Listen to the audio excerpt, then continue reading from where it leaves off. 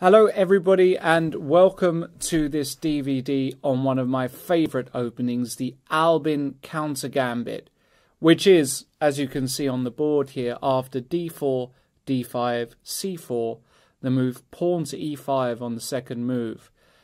This is an opening which has been around for over 130 years, named after the famous player Adolf Albin from the 19th century.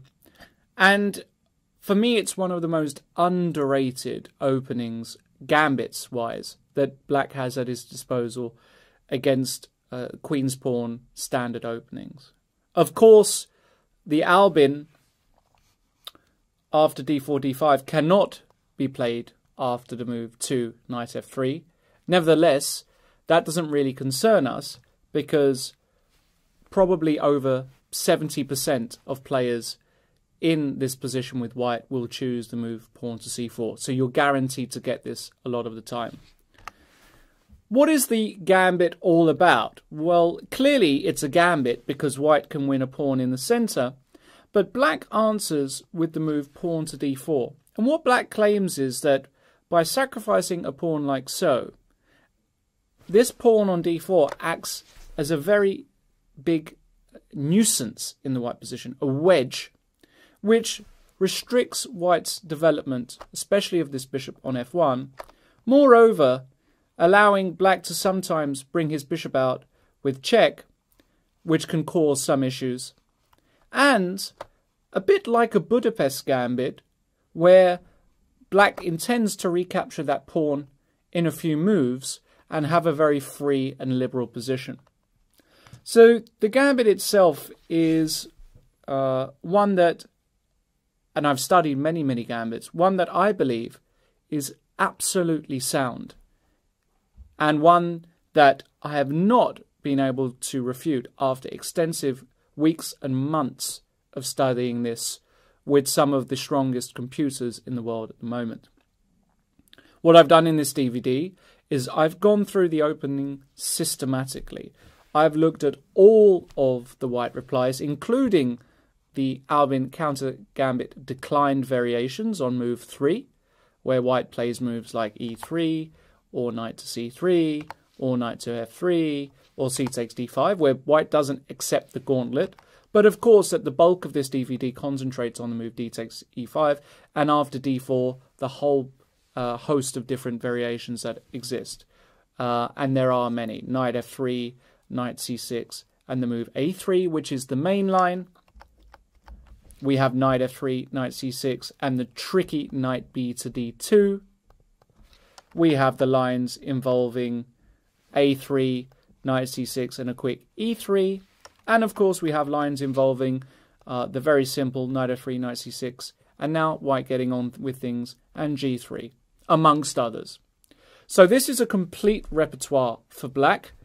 The lines that I discuss in this DVD are extremely lengthy, and that is perhaps a bit of a difference to some of the other DVDs that I've made for ChessBase, in as much as in some of the other DVDs having such long concrete analysis was not necessary.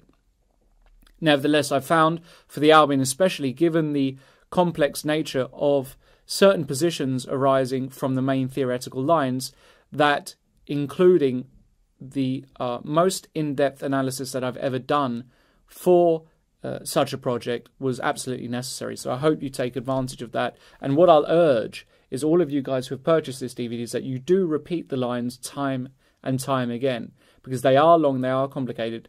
But if you understand the key principles of each line, you'll be absolutely fine. I personally love this opening. I think the Albin Counter-Gambit is up there with one of my favourite openings of all time, and I've got very good experiences with it. In fact, my game against Grandmaster Hedin Steingrimsson from the Andorra Open from 2013 was good enough to win the best game prize of the tournament. And it's not only me who enjoys playing this opening. You've got the likes of Alexander Morodzevich, who really resuscitated this whole line back in the mid-2000s when he introduced his concept after d takes e5, d4, knight f3, knight c6, and then to do a very quick knight e7, knight g6 to win this pawn back. Scored a bunch of great results, and those results haven't actually stopped, notching up some big victories in just the past couple of years as well. And it's not only Morozevich who has used this opening. Rustam Kazimjanov, former world champion, FIDE world champion, and very, very good friend of mine, also took up the gauntlet in the mid-2000s with a string of very good results. And recently, as well, many other top grandmasters are using the Albin Counter-Gambit, because it's clear that even though there are many options for white and many different ways that white can play against this opening, black always has a dynamic position. Black always has opportunities. And yes, if white really wants, just like in any other opening in modern chess, white can force a draw.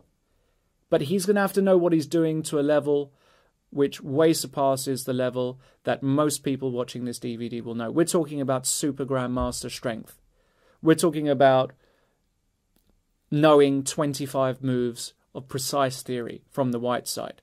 What you're going to have here as black is you're actually going to have a repertoire. You're going to be armed with such a weapon that you could actually play against one of these top grandmasters if you study the DVD seriously, because you'll be up to date with the most exclusive theory. But not only that, I believe I've produced a number of extremely noteworthy novelties in some of the critical lines, which actually either refute or rebut some of the suggestions by some of the top theoreticians, advocates of the white side, against the Albin. So I'm very excited about this project. You can probably hear in my voice I'm very passionate about it. And I believe that what I've produced is a bulletproof and extremely sound system for black, which offers at least an equal game. And the beauty being that in so many of the lines, it's more than that. We have active positions, we have great prospects, and I'm very excited about playing the Albin on a more regular basis in my own games, and I'm pretty sure that after watching this DVD, it will become a staple part of your repertoire too. So now, I welcome you all to the DVD, and let's get stuck in immediately, and good luck. I really mean that, and I really hope that I've done you a good service.